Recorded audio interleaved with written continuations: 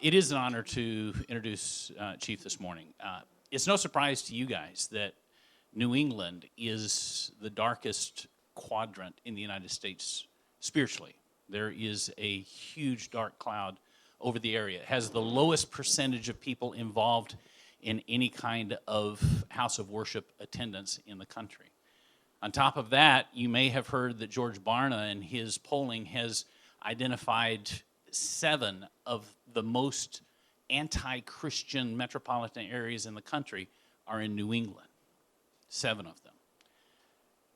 When you add to that police officers have to deal with the darkest components of human nature in society.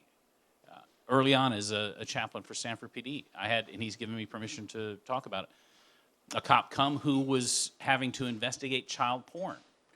And what broke him was coming upon an image of a 3-month-old little girl being raped by men. And not long after that, we had a situation in Stamford where our guys had to investigate the rape of a 4-year-old little girl.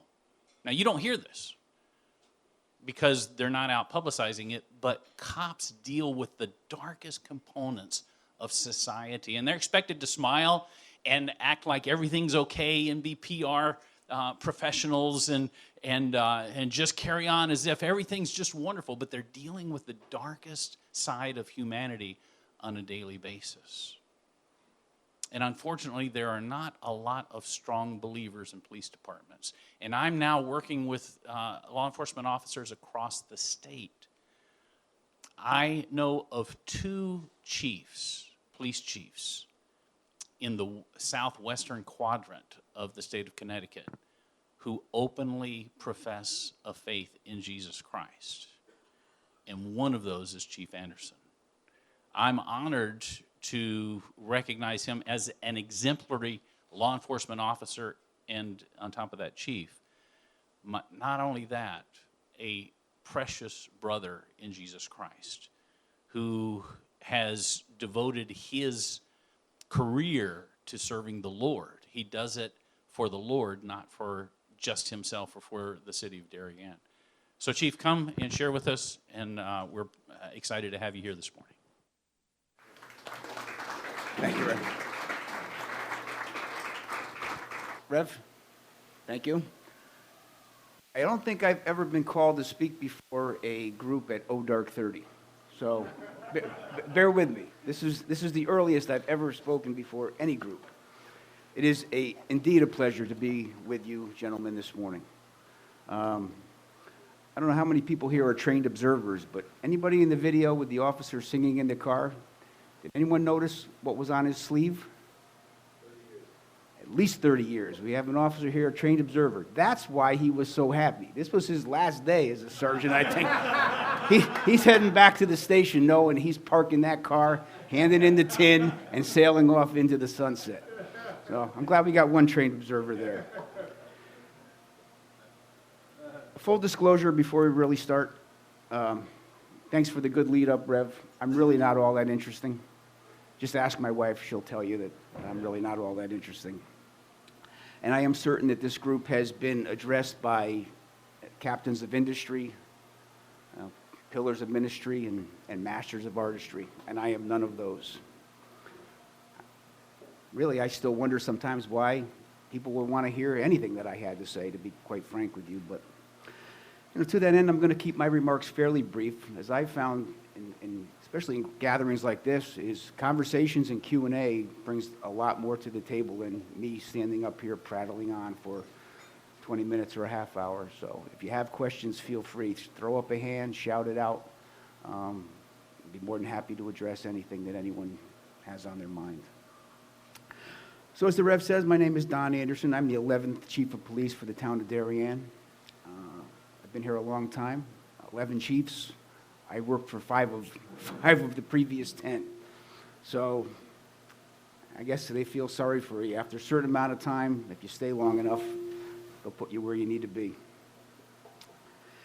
So I started my career in 1983. This building was not here, but the sidewalk out front certainly was.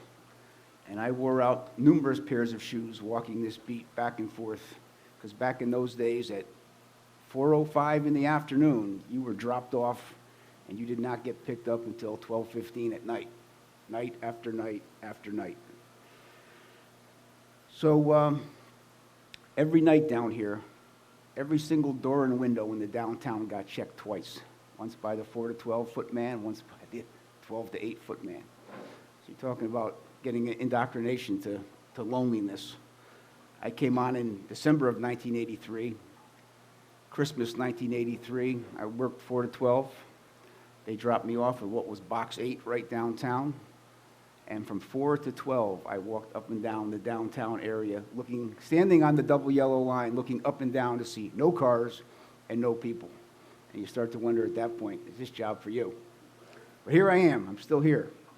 And now today, when somebody says, here comes the chief, I turn around and look to see who they're talking about. And just this week, full disclosure, I pulled into the parking lot of headquarters and I pulled into the wrong parking space. This is still very new to me. You know, I just started year 37 this week, but I'm in 93, day 93 of being the chief, so it's still a work in progress for me. I graduated to being a car officer pretty quickly in the mid-'80s. We saw a big amount of retirements leaving the police department. So I moved from the patrol division to selective enforcement in 1989. I then moved to the detective bureau in 1993. And back then we took sergeant's tests every 2 years, whether there was an opening or not. I took my first sergeant's test in 1989, came out number 1 on the sergeant's test 5 times out of 6 with no openings, and finally got promoted to sergeant in 1999. We used the company who did our outside testing, and the guy, Phil Dolan, was the owner of the company. After the 5th time when I walked in, he goes, "You can't be back here again trying to get promoted to sergeant." But that was the nature of the beast in the 80s. After we had a big opening, a lot of openings in the early 80s, we had no openings again for about 10 years. So. And after all that work trying to get promoted to sergeant, I was only a sergeant for 9 months. I got promoted to lieutenant 9 months later. Again, full disclosure, the 9 months as sergeant was the best 9 months of my career. Back then, you got promoted to sergeant and you worked communications, which most guys hated. They didn't want to get promoted to sergeant and sit inside. I didn't mind it. After being in the detective division for 7 years, it was like a 9-month vacation. So, and there was a patrol lieutenant for 13 years. Got promoted to captain in 2013 and ran the Administrative Services Bureau. And here I am today, 94 days into being the chief of police. As you see, I'm a second-generation Darien police officer. I'm very proud of that. My dad, Bruce, was the chief here from 1988 to 1993. He worked for the Darien Police Department for 30 years, 1963 to 1993. When he came on in 1963, he was making less than $100 a week with 2 kids and a third on the way. How he paid the bills and made the rent is beyond me. 30 years to the day, last 5 years as chief, they wanted him to stay. He told them, absolutely not. I gave you 5 years that I said I would give you, and I'm sailing off into the sunset. Back a year or two, I needed a speaker to address the Connecticut chapter of the FBI National Academy, which I'm on the executive board. And John Bell stepped up to the plate, came to address our group there. You know how turnabout is fair play. Here I am today. So maybe we hear about quid pro quo, and here I am. Rev texted me earlier this week. He said, do you have a topic or a theme you might want to talk about to the men on Friday morning? And I only half-jokingly told him, my speaking points today are, how did the kid from Stamford get to be standing in front of you here today? And really, that's only half-jokingly. I am a product of the Stamford public school systems. I'm born and raised in Stamford, first on Myrtle Avenue down by the Colony, then to Highview Avenue in Springdale, and then to Leonard Street in Belltown, where I stayed until I got married and moved to Norwalk with my wife. Average Stamford public school student at best. My teachers would probably tell you, I took Algebra 1A and 1B and barely scraped out of it. So, I've been married to my wife, Georgia, for 27 years. We reside in Trumbull. Georgia came to Darien in 1988 on a one-year deal to be a nanny on Holly Lane. Now, 31 years later, minivan, two wonderful daughters, mortgage. She wants to know when she can go back home. You know, her contract has expired and she's ready to go. So, and my two daughters, Megan and Ashley, are 21 and 18 respectively. They're both students at James Madison University in Virginia. Megan's a biological anthropology major, and she wants to do something in the park services. My younger daughter is a communications major. I think she wants to be on ESPN. We'll see how that goes. So if you see me looking through the cushions in my car or the ashtray for money when I leave, you know where all those funds are going. So although it is kind of hard for me to separate who I am from what I do, and officers here know that, I just happen to be the chief of police, but I'm standing before you this morning as Don Anderson, right? Things I say today may not be the official mantra of the Town of Darien or the Darien Police Department. I'm standing before you as a citizen who happens to be the chief of police. So your results may vary. You know, not valid in Alaska and Hawaii. No deposit, no return. So I was raised in the church. My birthday is December 20th, so I got a birthday coming up. My first appearance in church was 96 hours later on New Year's Eve, 1962. So if you do the math, you can figure out how old I am. My grandfather was the minister of the Maple Avenue Bible Protestant Church in Stamford. It's down by where Rogers School is now. In the early 60s, I think that church moved to Cortlandt Avenue. It was the Bible Protestant Church on Cortlandt Avenue, which is the current day Grace Evangelical Free Church. So back in the day, my grandfather was the minister there. Somewhere in my house, in a box of treasures, I have my 12 or 13-year Sunday School Perfect Attendance Award. In my family, there was no such thing as playing sports on Sunday. If you went on vacation, you had to bring in that postcard from the church that you were at to ensure that you were in church on Sunday morning. It was non-negotiable. When I was 12 years old, after 2 years of trying, I finally made Little League. And guess when the practices were? Sunday morning. So now my mom had a dilemma, right? He's got to go to church, but after 2 years of trying, he made Little League. So I went to practice for the first hour, got picked up, and got to church in time so I can, keep my streak of perfect attendance going. There's no missing church. If you were out on town on vacation, like I said, it's kind of like the military.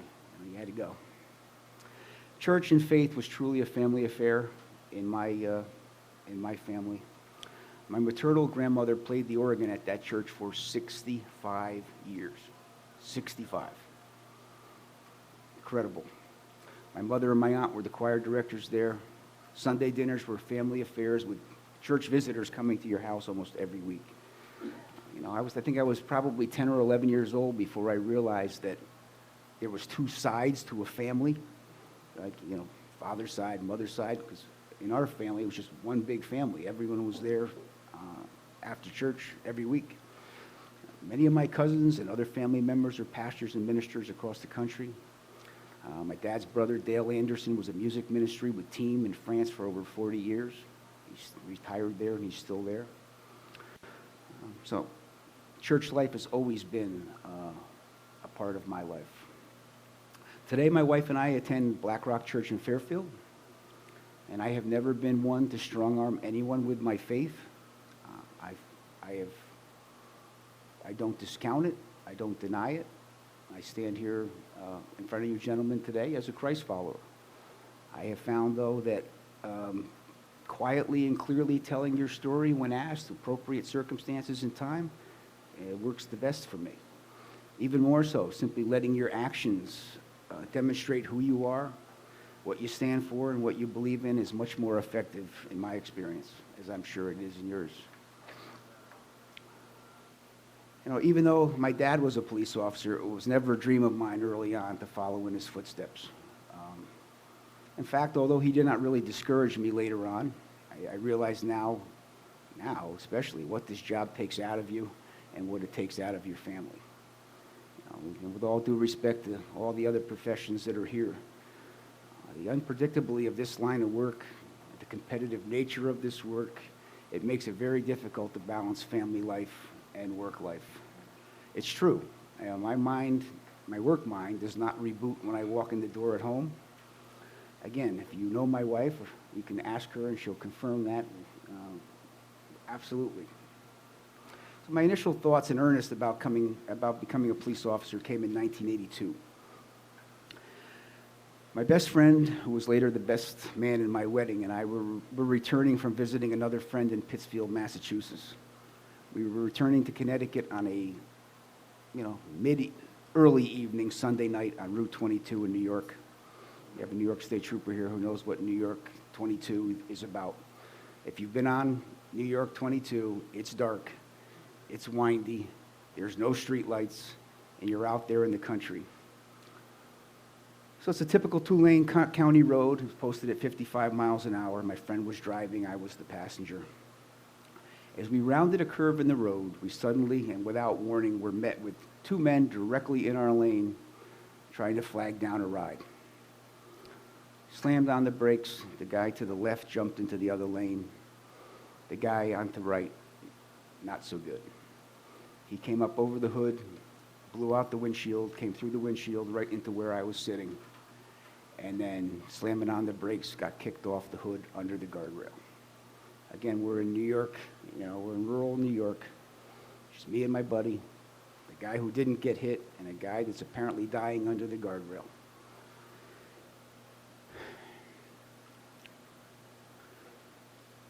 We were probably, what seemed like a half hour, was probably 10 or 15 minutes until a New York State Trooper got there. Okay, this is well before cell phones and internet, right? We had to wait a few minutes for a car to come by, for them to stop and see what happened, and for them to speed off to go find a house or a pay phone or something to get help there. Minutes seemed like months until the next passing car stopped. State police did arrive, an ambulance arrived and treated the man's injuries. He ended up surviving, which we were very surprising at the time. We didn't think he probably would. So the point of my story there, it was that New York State Trooper's professionalism and compassion in this investigation that made me realize that maybe, just maybe, that I could and would want to do this job. To this day, I do not know his name, I don't know his rank, don't know his serial number. All I know that this was a guy who was going to restore some semblance of order and calm to an otherwise chaotic situation. And he did, with all the pride and professionalism that you would expect from someone wearing the uniform. At that time, I was working at Hitchcock Munson Opticians. Still has an office here in Darien. If you had eyeglasses made at Hitchcock Munson between 1979 and 1983, I made them for you. So, and if any of you are golfers here, and if any of you played at the Woodway between 1974 and 1977, I carried your bag. I'm looking around, though. This is a pretty young and spry crowd. I probably carried your father's bag. So fast forward back now to 1983. The police department had some openings for special police officers. We don't have any special police officers anymore. They changed the way state statute is. Back then, as a special police officer, you could carry a gun, you could walk the beat, and you could take over for the footman downtown if one was out. So they did the same thing as the regular guys. They checked doors and walked the beat. If Superstorm Sandy had come through in 1983, you would have seen me all 120 pounds soaking wet, hanging onto a telephone pole out front, because you did not get picked up off the foot beat. No matter what, you were out there on the foot beat. Summer of 1983, a test came up for full-time police positions. One position was open. 400 applicants applied for one position.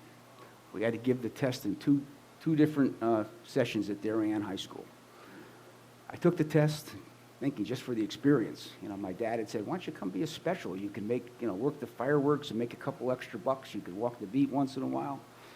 I took that test, and after all was said and done, I came out third, which was good. It wasn't going to get me a job, but it was going to put me in the running at some point.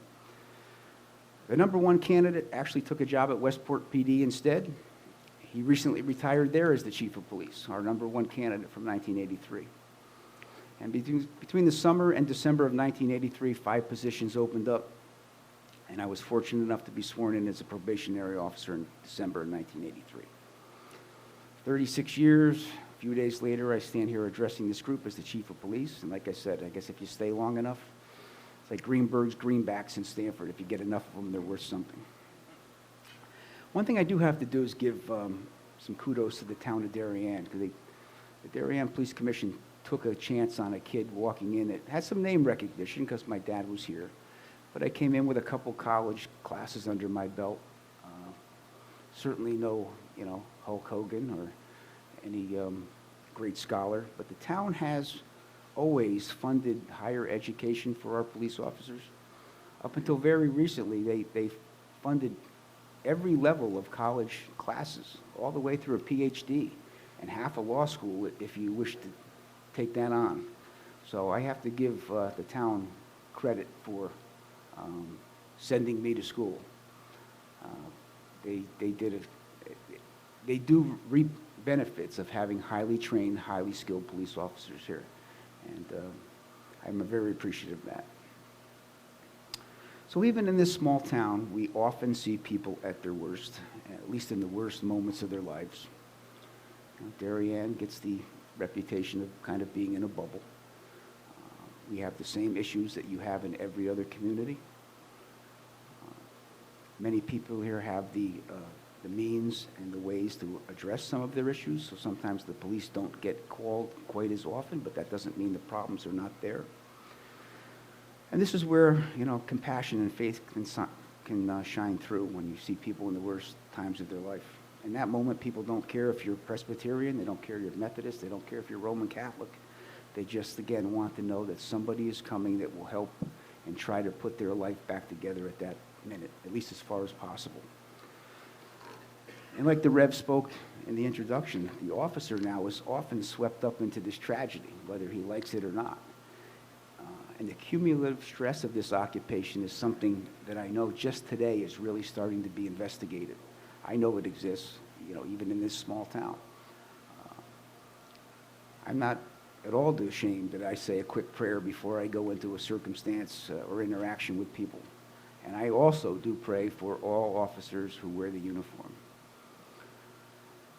As to why tragedy occurs and why Darth Vader seems to win on a regular occasion, I'll quote Pastor Cliff Conneckley, and I know a lot of you know Cliff. I do not know. I don't claim to stand here today to have the answers as to why things happen. I'm going to share a few of these with you that are faith-shaking events for me, and I don't know really how people get through life without some element of faith, because I know that I could not. You have to have faith in something, and I know where my faith stands. Most of you know, or some of you know, that 1981, May 31, Officer Ken Bateman was shot and killed at the Duchess restaurant here in Darien. That case is still an active investigation, and I know that many very quality officers here in our department went to their graves wishing that that case had been solved. We're still working on that case. I was 18 years old, and I was the bugler at his funeral. So I've been around a long time. That is a faith-shaking event for me to this day. I do remember quite distinctly saying, Lord, you have to help me on this one. It was my first death notification. And my old-time lieutenant said, kid, tonight's your night. You're going to have to do it at some point. Tonight's the night you're going to do it. And this one was a 17-year-old young girl who had snuck out of the house. She went with her boyfriend. They were going to Canada. They were sitting in the back of an open pickup truck, and they rolled on the Northway in New York State. And she was crushed under the pickup truck. I knocked on the door, and I just knew, again, I was 20, 21 years old, and I knew what I was about to say was going to change this parent's life forever. And the mom didn't believe me for quite some time. It's ones that I say a little prayer before I go in. I investigated hundreds of serious motor vehicle collisions. I was the first accident investigator here in our department, 1988. The captain decided that I could draw a straight line, so I guess that was the prerequisite for being an accident investigator back in those days. We didn't do it with computers like they do now. It was all done with tape measures and pens and paper. So on December 4th, we had a family going to Caldor's to do Christmas shopping on West Avenue. A young girl ran a stop sign and broadsided that car. The baby in the car seat was ejected out the side window and was impaled on a fence on West Avenue. So, again, why did these things happen? I do not know. One thing I had to do, though, I had to go back there in the middle of the night with a bucket and a scrub brush, and I had to get what was left of the baby off. I just could not leave it there. And I followed up with the family, and the family actually did pretty well, all in all. Again, here's the case where you can go in and help somebody, you know, just by being there for them and being a man of faith.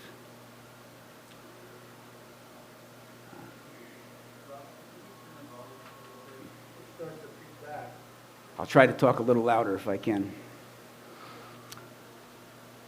You know, several years ago, we were doing entry-level interviews with new police officers, and a candidate came in, and halfway through the interview, he just broke down crying. Now, I've done hundreds of entry-level interviews. I've never had anyone actually start to cry. Turned out, 2 days prior, his twin brother had committed suicide.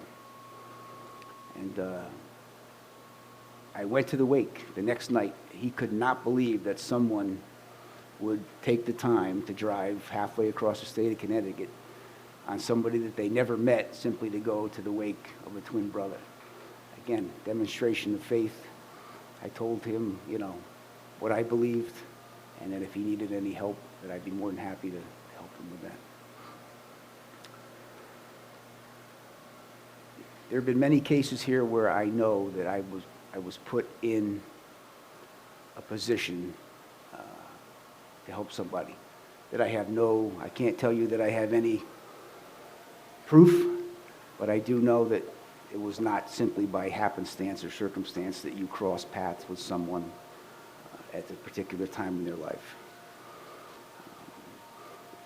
There was an incident on a Palm Sunday here one morning where I know without a shadow of a doubt that I was put there in someone's time of need to ensure that they had a friendly face and somebody that they knew, again, to try to put their life back together. I certainly appreciate the time that I can spend with you gentlemen this morning. Again, I'm a Christ follower. I make no bones about that. Do I have all the answers? No, I do not. Do I have the same stressors as everyone here? Yes, I do. At the end of the day, people say, well, can you prove what you believe? And my answer usually is, and this is not an original thought by any circumstance, if I'm wrong, I have lost nothing. If I'm right, I'm right. If I'm wrong, I have lost nothing, that I have done things the correct way, and I've treated people with respect and dignity, honest, and that's my story. It's not a great story. There's no life-changing conversion in my life, but I am what I am, says Popeye, and I appreciate the time. Open the floor to any questions, yes, sir. Does the name Noel Police mean anything to you? What is Noel Police, does that name ring a bell to you at all? It does, but I can't place where. I called your job probably 5 times in the 80s. He was a suspect, I felt, in that murder of that police officer unsolved. He escaped from custody from us, and he killed somebody while he was on the run. And we got him again. There's a film about him online. I do know that name, yeah. Yeah, that's, I spoke to the crime scene guy here this morning about it. I said, you know, I thought he was here to steal a Ferrari, but I might be mistaken, but I know he was tied somehow. And interesting enough, I ran into a woman a couple of years ago, and it was his sister. Yeah. And I questioned her about it. Yeah. I think What? maybe I spoke to you about this, and now it does sound familiar to me. Weird, right? Yeah? Well, that case is still very active and very open. Why don't you do Q&A first, and I'll share. Other questions, guys? Oh, yeah. Oh. You guys just to tell us who you are and how you came here. Wayne Keeney, my son, this is your treasurer. I'm a former New York City policeman. I was also a Broward County Sheriff's detective, and I was a judge. It's great to have you here. Well, I'll throw out one to you, Chief. Sometimes doctors say that, you know, the loss of house calls has lost a lot in the practice of medicine. Mm-hmm. And what do you think there's something lost in police not being on the beat and walking a neighborhood like this so that everybody kind of knows who they are? And because in some sense you hear people say, you know, the police are just these people I don't know who try to nail me for being on my cell phone. Right. So we're very proactive.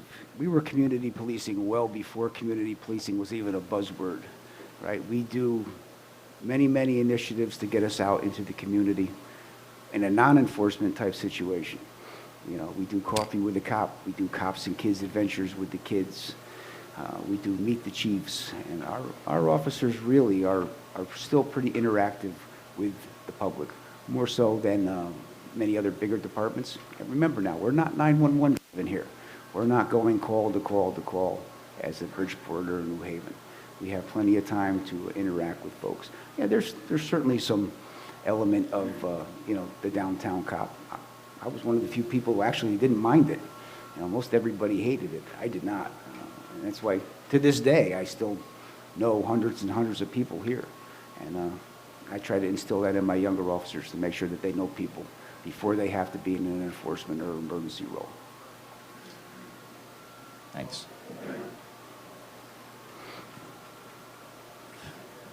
I'm really taken with your story about New York 22 and the impact that had on your life. And I was thinking about Darien as a community, and I don't live here, but there's a sense that people can kind of hide their situations, their problems. To what extent do you think the police officers are mostly there for when something happens, like happened on New York 22? And to what extent do you think it's part of the job or not to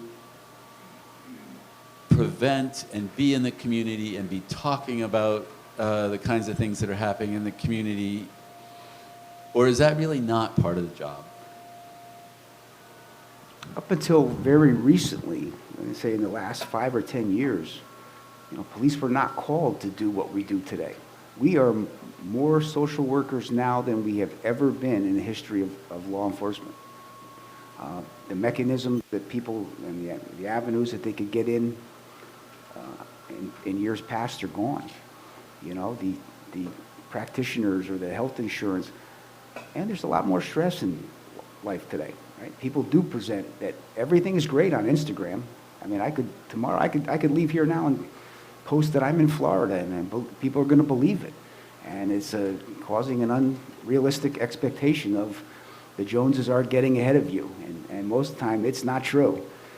And here in Darien, we do have issues, and we see family-type issues on a regular basis where our officers are actively involved with that family, even if they don't have to be or it's not in our job description.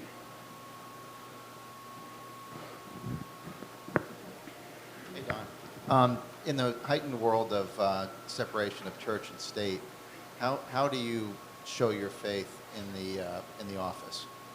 Again, I've never beaten anyone over the head with my faith, but I think my officers know, and I think the public knows where I stand. If I'm asked, I feel free to offer. You know, if someone comes into my office and sees my strength cross sitting on my windowsill, and they ask about it, we have a conversation. Again, I'm a very firm proponent of your actions speaking much louder than your words. Words are very easy. Actions are hard to maintain over the course of years and years and years. What are the great What are the greatest challenges facing law enforcement officers today, and how can we as brothers best be praying for you? Well, some of the constraints and some of the pressures have always been there. With the advent of technology, yes, we have much more avenues to investigate crime, but there's many, many more avenues to create crime and to do crime. Used to be you were dealing with a local area of crime. Now the crime could be occurring in Romania and the victims are here. The stress of officers and the call for officers to be the be-all and end-all and to know everything and be able to solve anyone's problem at the drop of a hat is a big stressor. I think that's really the change here now, is that officers are expected to have, the patience of Job and the wisdom of Solomon and never to make a mistake. The magnification of law enforcement and errors or perceived bias has never been greater. I think a lot of officers are on pins and needles on a regular basis, thinking that if they make a mistake, it is going to be the end of their career. We are not perfect. We make mistakes on a regular basis. So I think that's a big thing. Officers having to know everything, or at least the perception is that they have to know everything and that they're never going to make a mistake. Anybody else? Other questions? Oh, Comment, the fact that you have faith, when you put the pressure on the trigger and you're going to take a guy down, the pressure on the trigger is on. I think that there's police officers in this room who know what I'm talking about. The higher power gives that extra second Yep. to those police officers on the street. Yep. And even in small towns like this, there's incidents where force is going to be used. There's no getting around it. And so my comment is you're leading a police department, and everybody in the police department knows you're of faith. There's no question, from the dispatcher right to the janitor. And I think and you're open about it, I think it's huge for the guys on the road. In 1984, I went to a call on Old Oak Road of an unconscious man. That's how the call came in. And we had portable radios that barely worked. They just didn't work. I get there and I find out it's an underage drinking party. There is a kid that's unconscious. He woke up, decided we were going to fight. And we were in a semi-finished basement of this house. He picked up a 2x4 and he was whacking me with the 2x4. Whacking me pretty good, as a matter of fact. And I had called for backup, but they never heard me. Nobody was coming. He backed me all the way up into a laundry room against the washer and dryer where I could not retreat anymore. And I decided at that point that one more whack of that 2x4 and that was going to be the end. And to this day, you talk about the extra second. We were carrying Model 17 revolvers at the time, and I distinctly remember the hammer. I can see the hammer coming back. And I'm about to drop this kid, and just a split second before it was going to go off, he went unconscious again, fell to the ground. Before he woke back up, I had him handcuffed, and back when you could hogtie people, he was controlled, where if he woke up back again, he was not going to be whacking me with that 2x4. That's clearly the closest I've ever come to discharging my firearm, except for dispatching animals or whatever. No doubt in my mind that extra second sometimes comes into play. A question, how pervasive is the movement against the police? For example, the shooting of 5 police officers in Dallas. The Chicago situation is impossible. This anti-police movement, how pervasive is that? Yeah. Well, there are pockets of that certainly occurs more in major cities, and a lot of this is tied to people that in years past would have been possibly inpatient in hospitals that are not anymore. What I tell people is this: don't believe the national rhetoric against anti-police. I firsthand have not found that, especially here in Darien and this area of Connecticut. We have way more people that are supporters of police. The negative rhetoric gets the drum beating, and it gets the paper sold, and it gets the news cycle going. I do not believe to this day that there's you know, that there are the majority or even any large significant number of people that are anti-police. When, Bob has put a newspaper article, a newspaper ad in the Darien paper every year since Kenny Bateman was killed in 1981, saying, officers, get to know your officers in town, get to know them by name. And he says, when the police show up, are they angels? No. Are they all angels? No. But when they show up to help you, you're sure as heck going to think that they are. And I do believe that still most people are supportive of law enforcement, especially in our town here. Other questions? Oh,